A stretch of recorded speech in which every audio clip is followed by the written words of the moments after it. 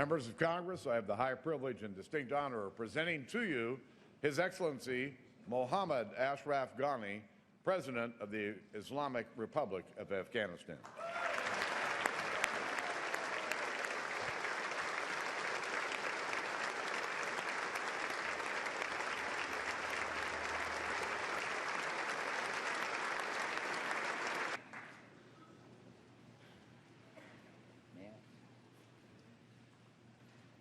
In the name of God, the merciful, the compassionate, Speaker Bonner, Vice President Biden, Senate Majority Leader McConnell, House Majority Leader McCarthy, House Minority Leader Ms. Pelosi, Senate Minority Leader Mr. Reid, ladies and gentlemen of the Congress, please allow me to thank you for your gracious invitation to address this unique forum of deliberative democracy. Above all else, I'd like to begin by thanking the people of the United States whose generous support for my country has been of such immense value in advancing the cause of freedom.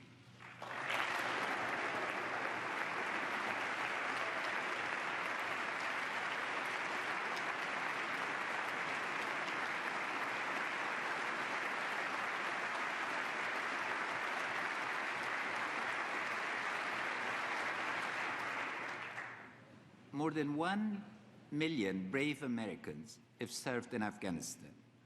They've come to know our snow-capped mountains, our verdant valleys, our wind-swept deserts, our parched fields, our unharnessed flowing rivers, and our plains of waving wheat. But more important than knowing our geography, they have come to defend and to know our people. And in return, the people of Afghanistan recognize the bravery of your soldiers and the tremendous sacrifices that Americans have made to keep Afghanistan free.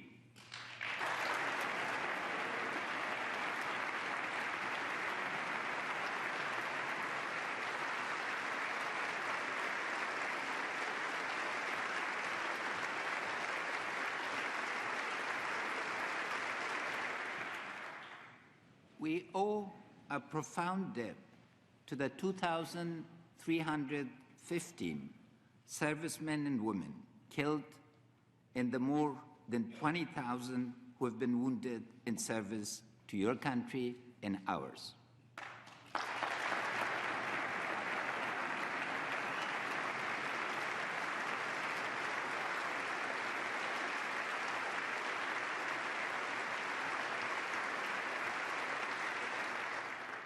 We owe a profound debt to the soldiers who've lost limbs to buried bombs, to the brave veterans, and to the families who tragically lost their loved ones to the enemy's cowardly acts of terror.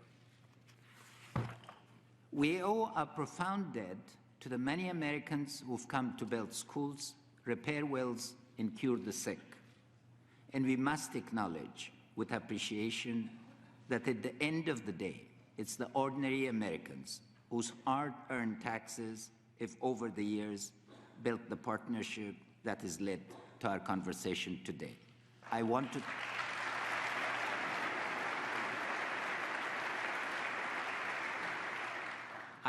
thank the American taxpayer and you, their representatives, for supporting us.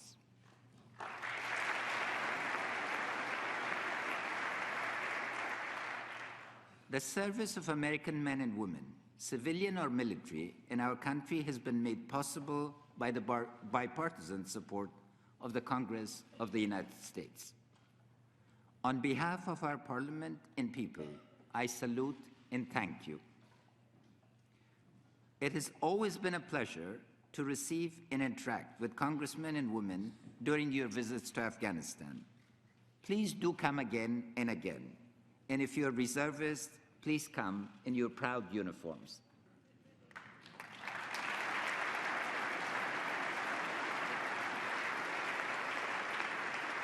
I had a unique opportunity that when Senator Graham was dressed as a colonel, I asked him to salute a three-star British general, and he complied. So thank you.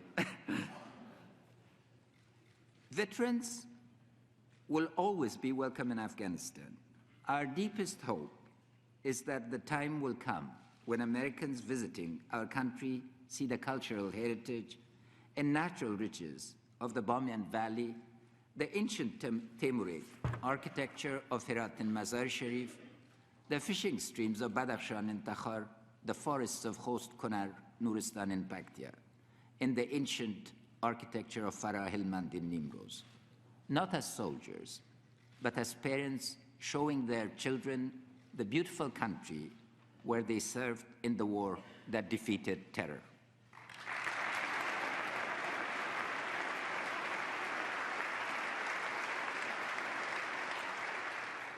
On behalf of my entire country, when that day comes, you will be our most welcome and honored guests.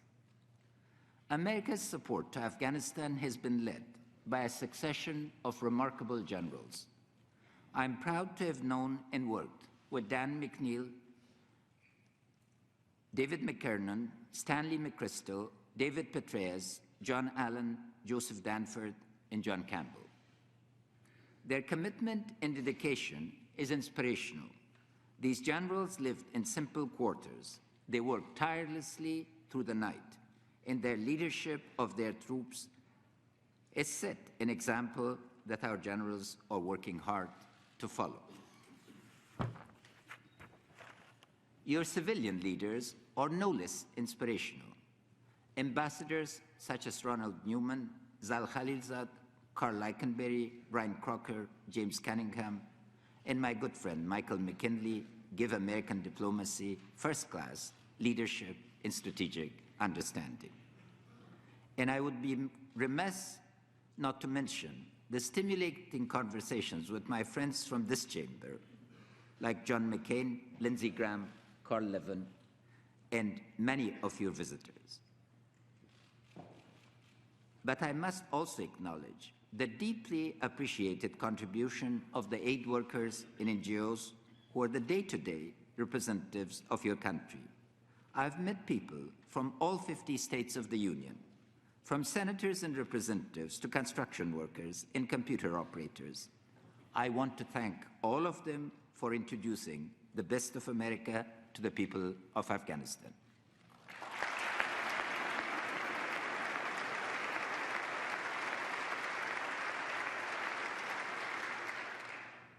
And finally, I would like to thank President Obama. He is an admirable and principled partner. His support for Afghanistan has always been conditional on our performance. I like and appreciate his clear and disciplined approach to American engagement. Thanks to his strict rigor, we were encouraged and supported to build up the Afghan armed forces into the self-reliant army that it is today.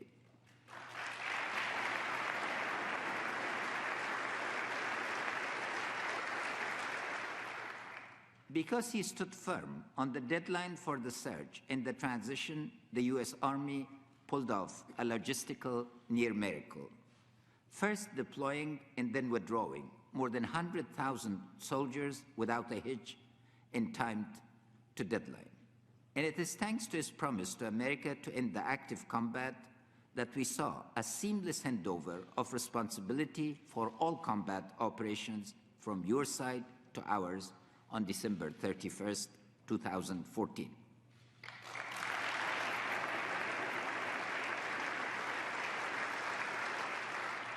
U.S. soldiers are no longer engaged in combat.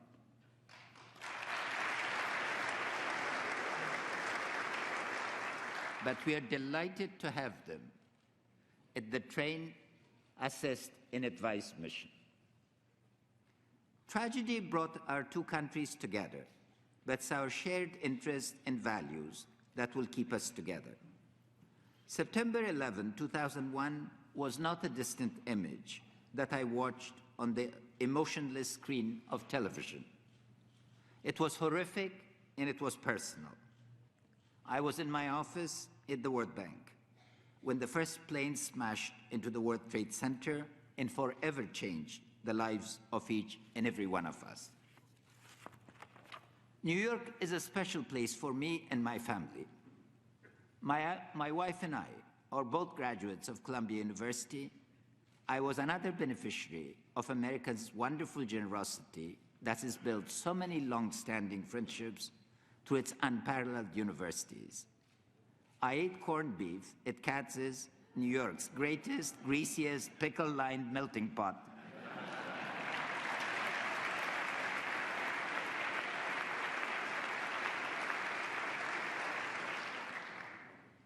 Close friends were working near the Trade Center.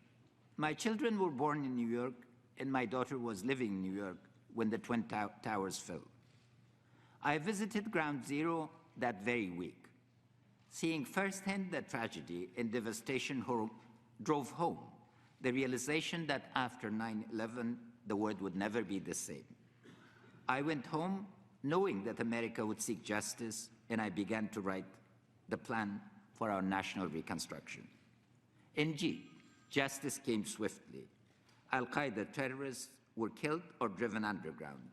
The Taliban, acknowledging their losses after the initial encounters, quickly vacated the cities, with their leadership moving to Pakistan and their rank and file returning to their villages. There was considerable anxiety about how the Afghan people would respond to the American presence. The issue was put to rest by the welcome accorded to the American soldiers and civilians as partners. Even today, despite the thankfully rare, if no less tragic, green-on-blue incidents by Taliban infiltrators, the overwhelming majority of Afghans continue to see the partnership with the United States as foundational to our future. There is no better proof of this than last October's overwhelming and immediate parliamentary approval of the bilateral security agreement and the status of forces agreement, both of which testified to our desire to continue the partnership. Afghanistan has been the front line of the global battle against extremists. America, as a result, has been safe, but that safety has been ensured through the loss of American and Afghan lives in the fight against terror. We have made great sacrifices, we Afghans, but then it's our patriotic to do so. You, on the other hand, had a choice, and when it came to a fork in the road, chose to do the right thing. Thank you.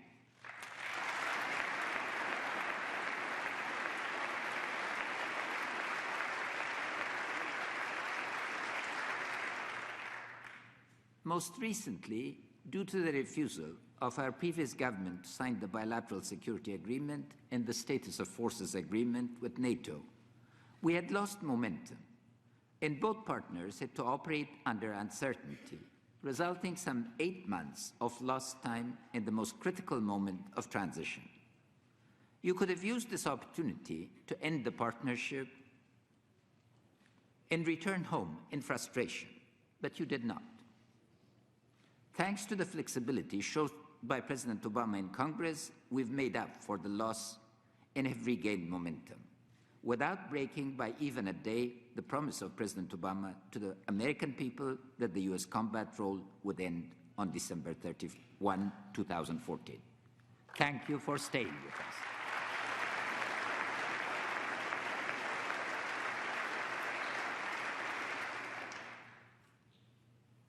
I would like to talk a little about our partnership because it's evolving. We are starting to balance the focus on security with a new emphasis on rule of law and justice, growth in the pursuit of peace and reconciliation. The framework for our future relationship is defined by our strategic partnership agreement and the bilateral security agreement. On your side, you've reaffirmed your commitment to support Afghanistan.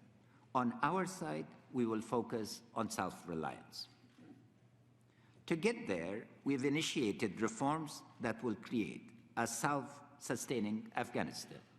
I know American people are asking the same question as the Afghan people. will we have the resources to provide a sustained basis for our operations? And the answer is, within this decade, we will.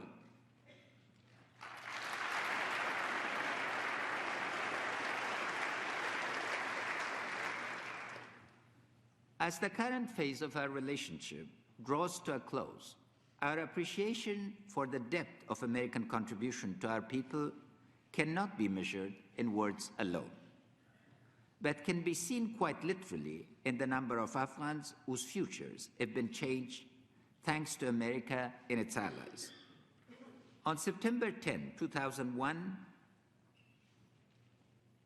this will no longer shock you, there were no girls enrolled in school in Afghanistan.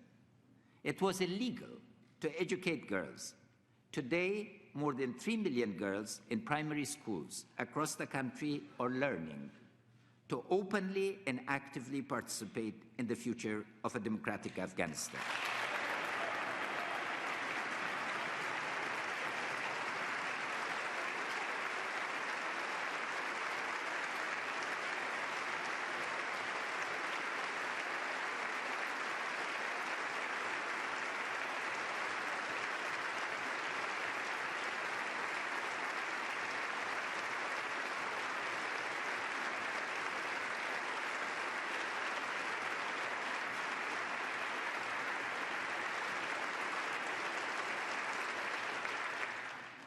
Their parents, thank you.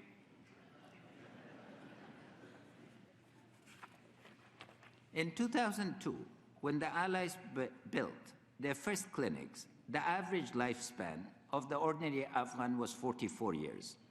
Today, it's over 60. Their children, thank you.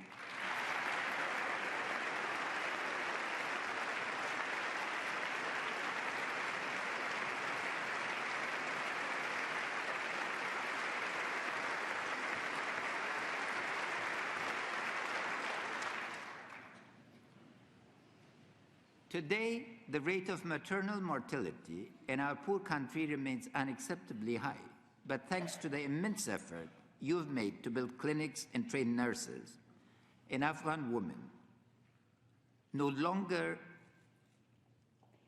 is no longer more likely to die because she gives birth to a child than if she had been somewhat fought on the front line of combat. Their husbands and their children, thank you.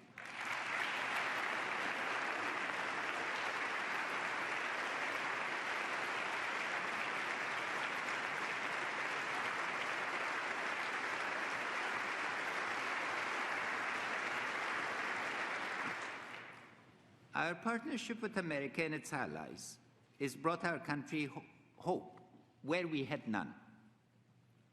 We would once again like to thank you for that wonderful gift from your people to ours, the gift of hope.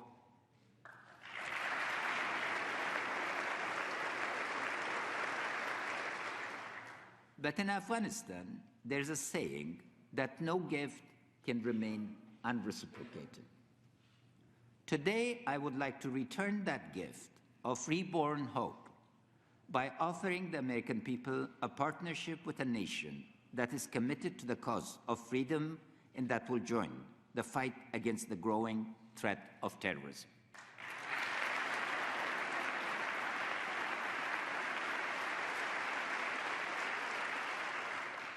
I will use my remarks today to tell America the history of how a future Afghanistan came to be. It is a story about how a poor country that relied on foreign help became a self-reliant nation where free trade and the rule of law let Afghan business create jobs and prosperity for its people. It is also a story about how a country that had been ravaged by conflict became a platform for peace and regional stability and prosperity. Ladies and gentlemen, the story about Afghanistan's path to self-reliance has already started. It began with last year's election and the formation of our national unity government. Afghanistan's external image is of a traditional country that has been frozen in time.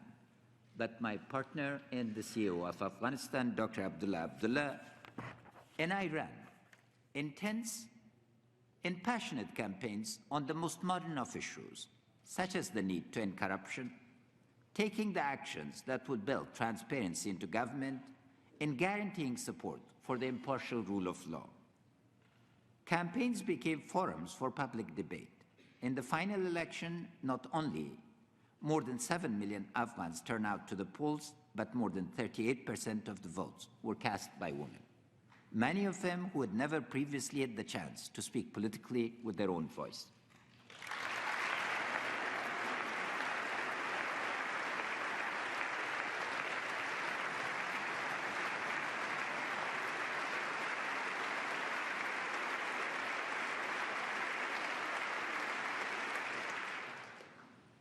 There's no denying that the election was hard-fought. But in the end, we chose the politics of unity over the politics of division. The National Unity Government brings together all parts of the country to make the government the arena where disputes are raised and resolved. Dr. Abdullah and myself may not initially agree on every issue, but we both believe deeply that spirited debate will produce better outcomes than will confrontational stalemate. We not only work together, we like working well together.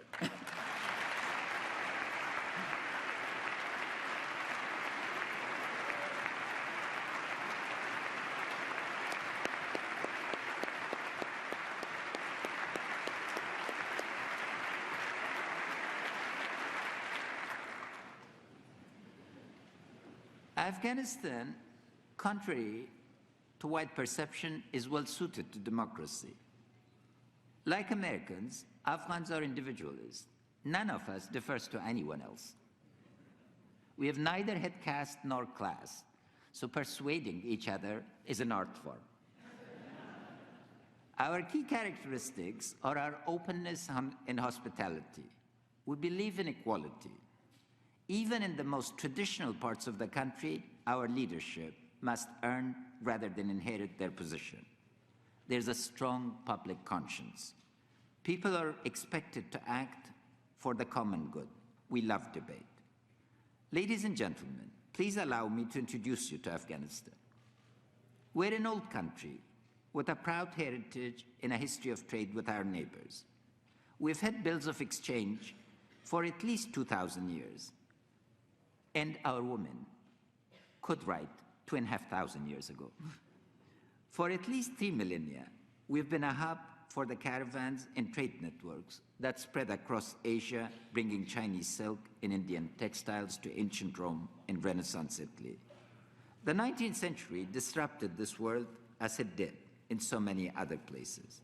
Afghanistan became an isolated buffer caught between two expanding empires. The emergence of the Soviet Union further isolated our country, culminating in the 1979 invasion and the subsequent war of resistance.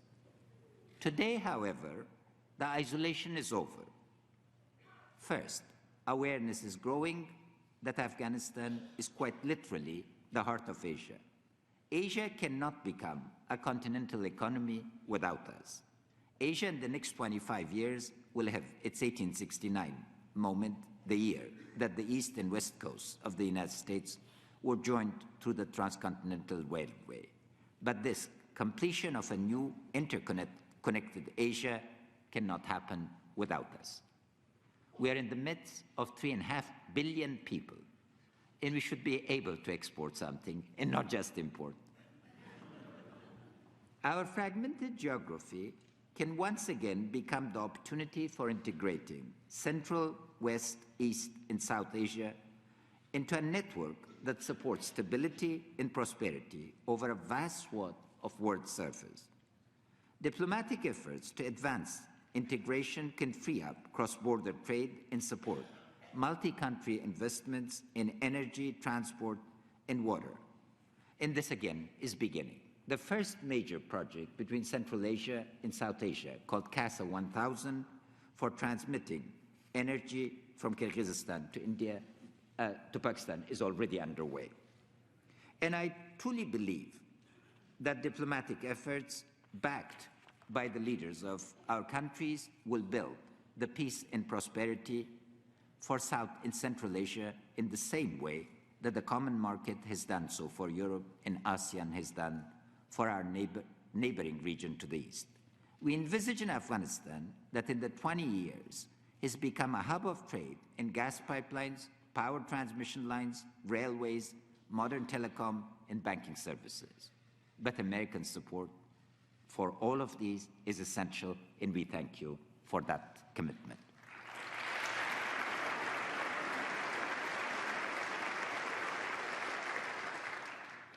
Ladies and gentlemen, if one story of our future history is bright, there is another, darker cloud that is making its way towards our country. Afghanistan's security transition took place against the backdrop of the unexpected rise of religious extremism in the Middle East. The promise of the Arab Spring gave way to the emergence of Daesh terror and collapse of states. But the changed ecology of terror could have not formed without some states tolerating, financing, providing sanctuary, and using violent, non-state actors as instruments of short-sighted policies. It is critical that the world understand the terrible threat that the Daesh and its allied forces pose to the states of Western and Central Asia. Terrorist movements whose goal is to destabilize every state in the region are looking for new bases of operation. We are the front line. But terrorists neither recognize boundaries nor require passports to spread their message of hate and discord. From the west, the Daesh is already sending advance guards to southern and western Afghanistan to test our vulnerabilities. To the south, Pakistan's counterinsurgency operations, in which more than 40,000 people have already died, are pushing the Taliban from South Waziristan towards Afghanistan's border regions.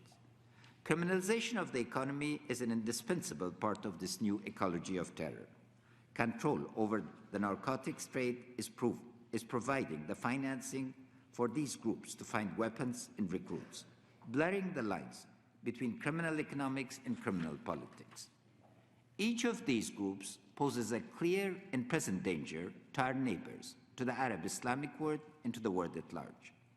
Afghanistan is carrying forward everyone's fight by containing this threat.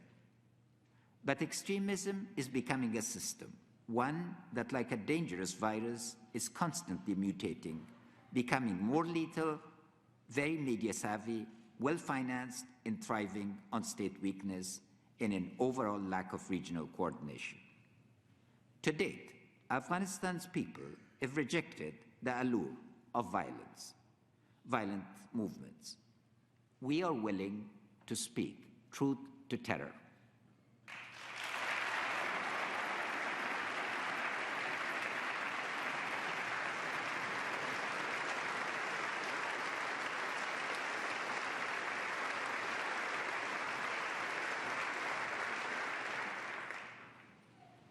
Military fighting may stem the advance of extremism, but it will not put an end to the anger and hatred being promulgated across Muslim-majority countries by these groups.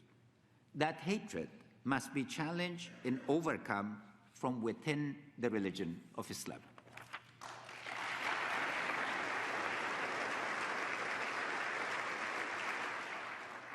The heart of the issue remains who is entitled to speak for Islam. Leaders, intellectuals, and those many millions of Muslims who believe that Islam is a religion of tolerance and virtue must find their voice. Silence is not acceptable.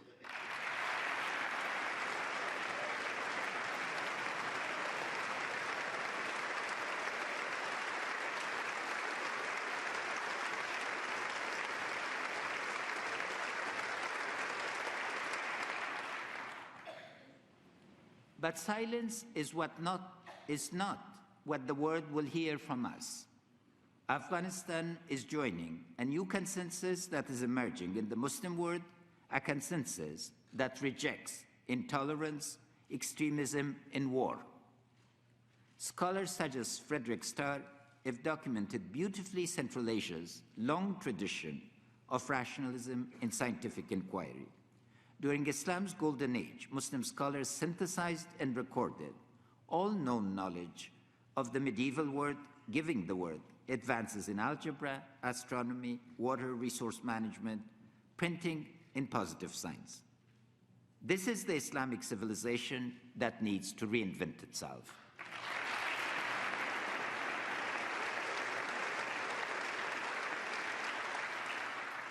The Islamic world must understand its own gloriously tolerant and inquisitive past. It must re-engage with the world openly and without paranoia of encirclement.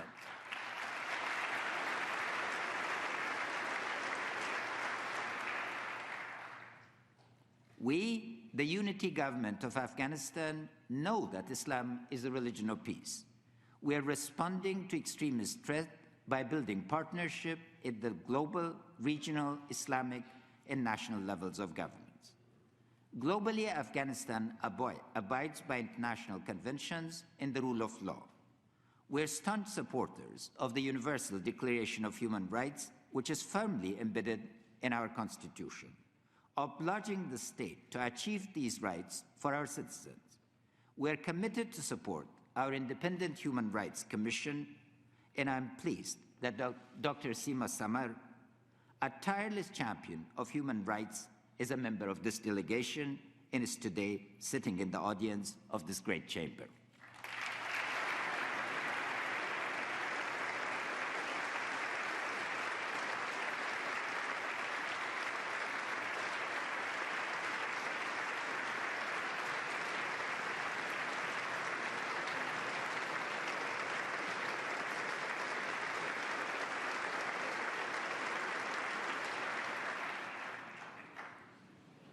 And our government will join the free trade system and harmonize investment rules that build prosperity and promote peace. Regionally, we are engaging our neighbors across Asia to build trust in trade. Afghanistan will become a platform for cooperation in a vast region that extends from India to Azerbaijan and beyond. We've already made significant headway in making the vision of the Lapis Lazuli corridor that will link us to Turkmenistan, Azerbaijan, Georgia, Turkey, and Europe into reality. And thank you, members of Congress, for wearing lapis lazuli.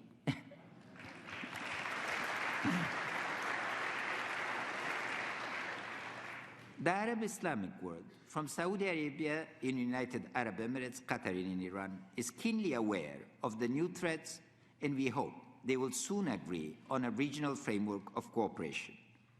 The recent declaration of a Council of Ulama across the Muslim world may well be a historic turning point in building that alliance. Condemnation of terror by this largest gathering of Muslim ulama is an unprecedented step and an acknowledgement of the shortcomings of Muslim-majority country governments. Properly supported, Afghanistan is uniquely positioned to block the spread of extremism. We have none of the historical inferiority complexes that fuels resistance against Western domination. After all, we defeated most of the empires.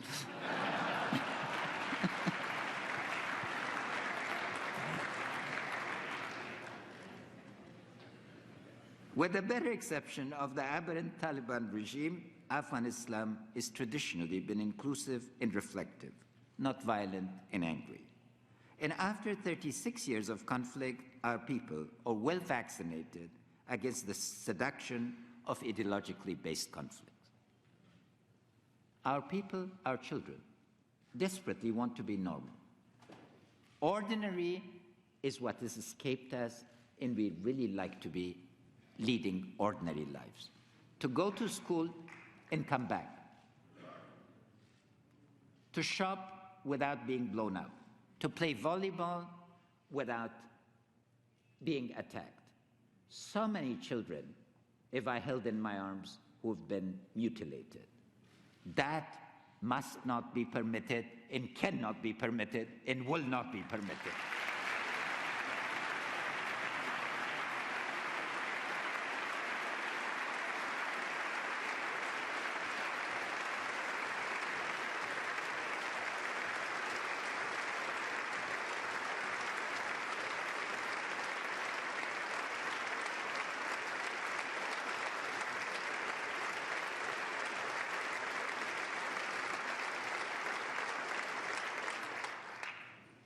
For Afghanistan to oppose the violence of extremists, we must turn our sights to the struggle to end the condition that gives rise to extremism in the first place. Our efforts begins with a frank recognition of our problems and the challenges that we must tackle with determination and commitment. Nearly 40 years of conflict have produced a country where corruption permeates our government. Until we root out this cancer, our government will never generate the trust to win in hearts of our people or the trust of your taxpayers. We will eliminate corruption.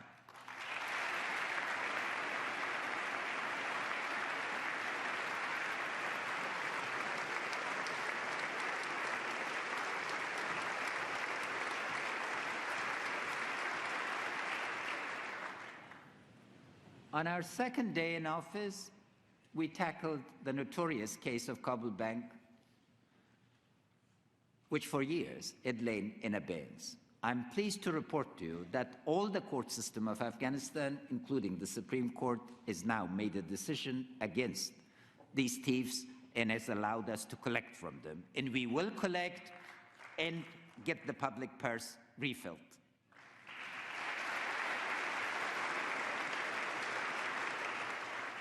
Ladies and gentlemen, ending corruption and impunity are the precursors of self-reliance. But the true test will be whether we can restore the fiscal basis of public expenditure. We must create the environment where private investment, sustainable natural resources, and critical market-linking infrastructure development provide our youth with jobs, help us balance the budget, and launch the virtuous cycle that will let freed markets build our nation's wealth. Here I'm pleased to report that we are reversing decades of mismanagement. We've just reached agreement with the IMF, but more significantly, we are determined to create the wealth that would not make us dependent. During this decade, we can assure you that we will be able to pay both for our security and delivery of our services.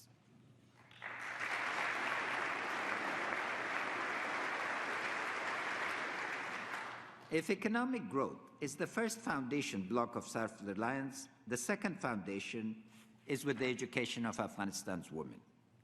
No country in the modern world can be self-reliant with half of its population locked away, uneducated and unable to contribute its energy, creativity, and drive to national development.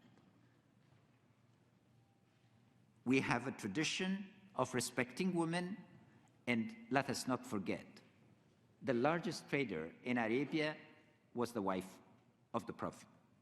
And the greater transmitter of knowledge, the authentic sayings of the Prophet, was his second wife.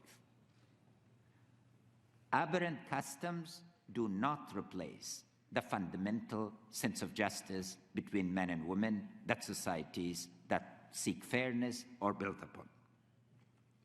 Afghan culture traditionally had space for women as leaders, managers, and traders.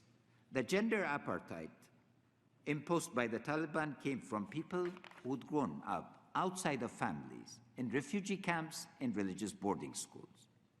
Our plan for restoring women's place in society is built on three pillars that rest on a foundation of respect for the human, religious, and constitutional rights of all our citizens.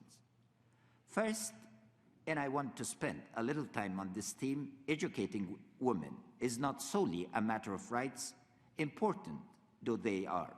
It is a matter of national necessity.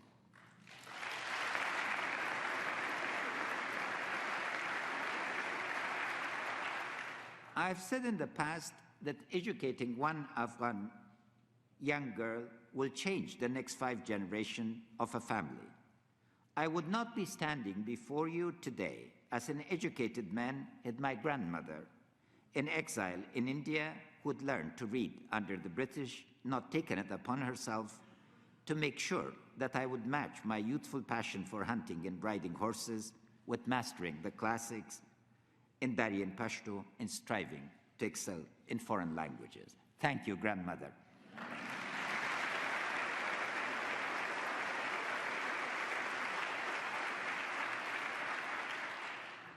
Afghanistan's self-reliance demands men and women who can run a modern economy. Basic health and education must reach all Afghan girls. That's a promise. But beyond providing all Afghan girls with these basic rights, we will increase to parity the number of women graduating from high schools and colleges.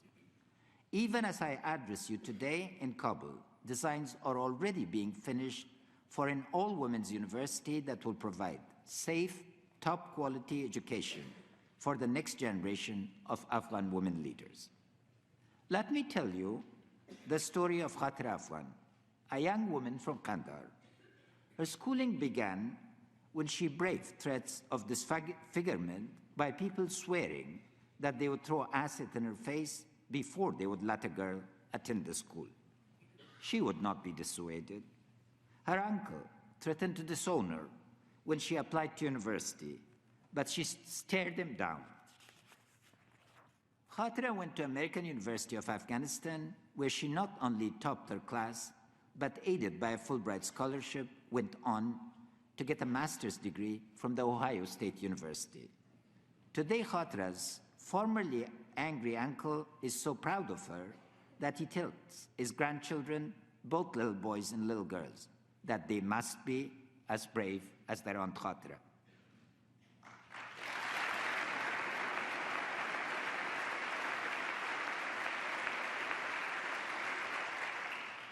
Khatira, like thousands of Afghan women, thanks America for those opportunities, for the primary school teachers, for the university in Kabul, for the scholarship to Ohio, that changed her life and her children's future. And she is dedicated to create opportunities for millions of other Afghans.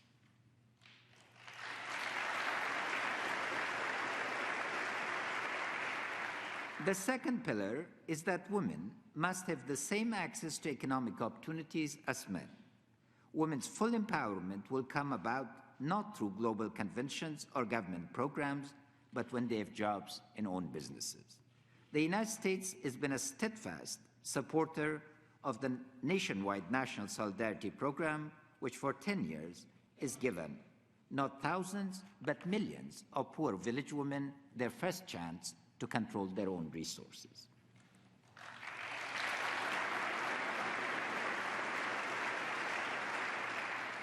Our third and final foundational belief is that a mental and cultural revolution must take place over treatment of women in and by our society. There is no point talking about how much we respect women's honor if we let rape go unpunished or allow harassment in our streets.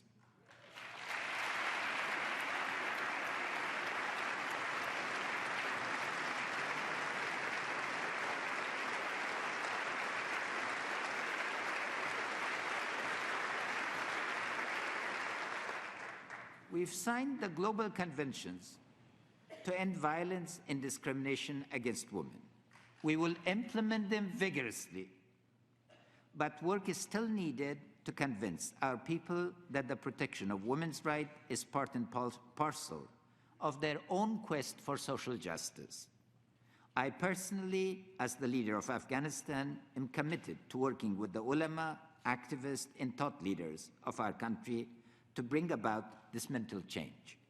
Both the CEO, Dr. Abdullah, and I will insist that the officials of our government set the national standards for workplace fairness.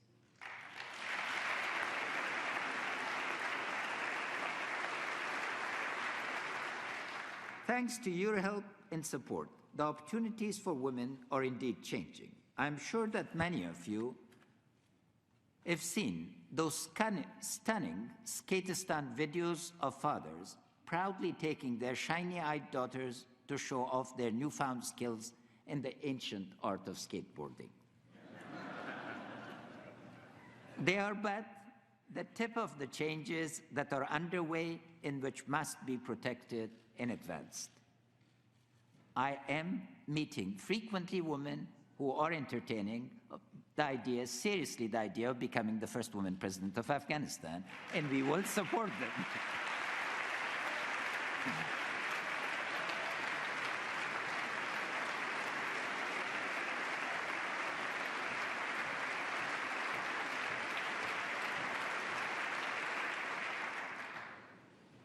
I am pleased to state that we fulfilled our promise to name 4 women to the Afghan cabinet, raising the women's share to 20%.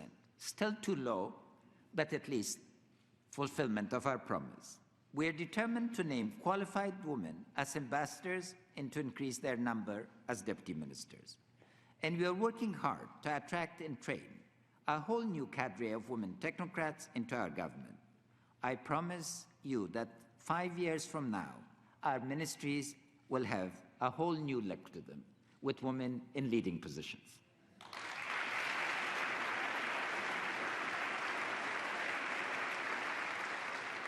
We are a country of young people. The absolute majority of people are under 30 years of age. Youth are invested in the future, not in repeating the past. Jobs and engagement with the world are their first priority. Despite all of the assistance that Afghanistan has received over the years, 30% of the population still lives below the poverty line, lacking even basic services such as clean water or household electricity. This cannot continue. We have articulated a citizen charter that will guide the investments that are needed to reduce poverty across the nation and prepare the next generation for capitalizing on the new opportunities that a thriving economy can provide. Ladies and gentlemen, so far I've talked about how we will achieve self-reliance by ending corruption, balancing the budget, mobilizing the energies of our women and youth, and growing the economy. Let me now turn to the elephant that is lurking in the back of the room. We must secure peace.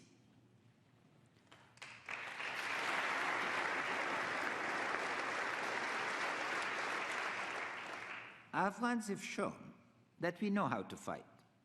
Unfortunately, we've inherited that skill for 3 millennia. Since as far back as the invasions of Alexander and the more modern expulsion of the Soviet Union, Afghans have shown that we will protect our country against foreign attack, no matter how steep the price or how well armed the intruder. I have no doubt that provided that they continue to receive equipment and training, our armed forces will stand firm against any efforts by outside extremists to build a base inside our territory. But we must now show that we can also bring peace. Our strategy is built around 3 initiatives. The first is to use our diplomacy to build a community of nations that is committed to stability in Asia. Dr. Abdullah and I have met with the leaders of Pakistan, India, Kazakhstan, Turkmenistan, Azerbaijan, Saudi Arabia, the Emirates, and China, among others. Their commitment for building mutual security across nations includes ending the financing and sanctuary for extremist groups.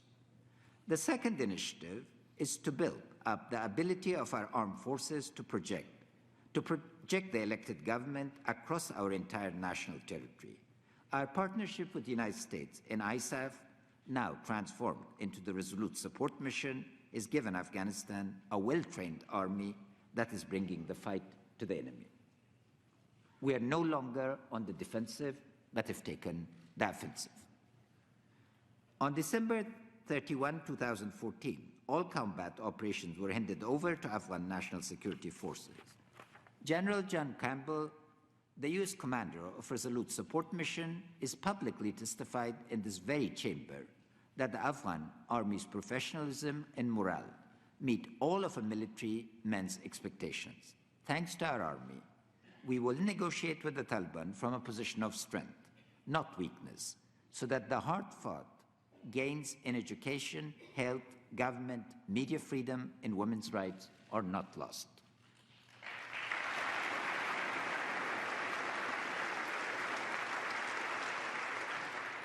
The third initiative will be our push for national reconciliation. The Taliban need to choose not to be Al-Qaeda and be Afghan.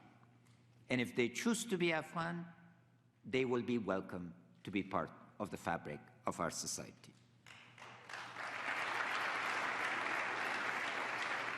Many believe themselves to be patriots rebelling against the corruption and criminality that they saw in their towns and villages.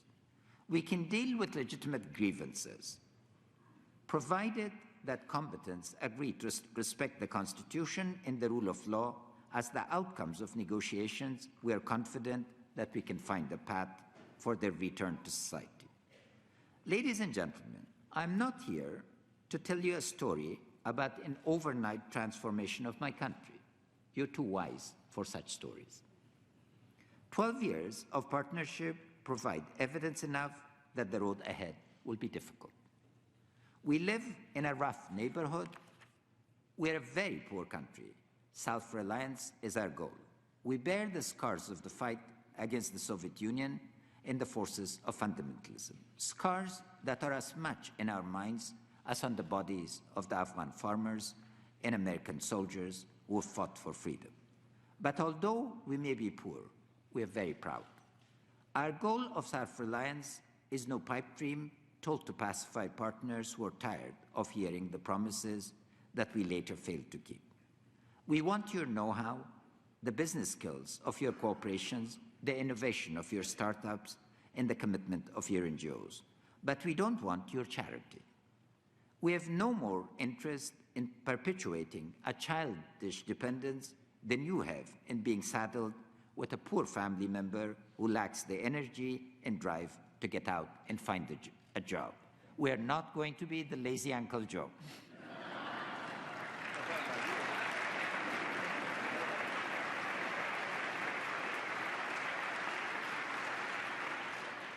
Afghanistan can and will be an enduring success. Your support, your understanding, and your commitment to our country will not have been in vain. Afghanistan will be the graveyard of Al-Qaeda and their foreign terrorist associates.